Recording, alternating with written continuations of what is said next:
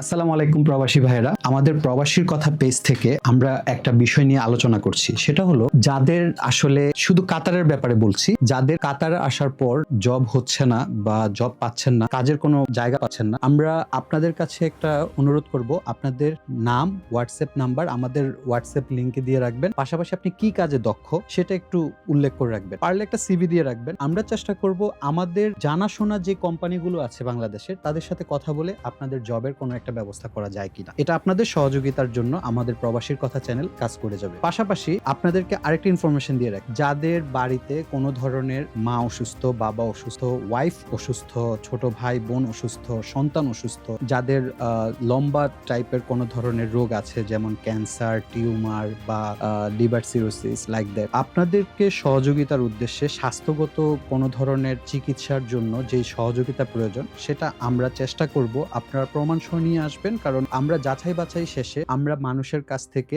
আপনাদের জন্য সহযোগিতার আবেদন করব। তো আমরা আসলেই আপনাদের গল্প শুনতে চাই, শোনাতে চাই। আপনারা সবাই আমাদের সাথে থাকবেন, লাইক এবং সাবস্ক্রাইব করবেন। সালাম আলাইকুম।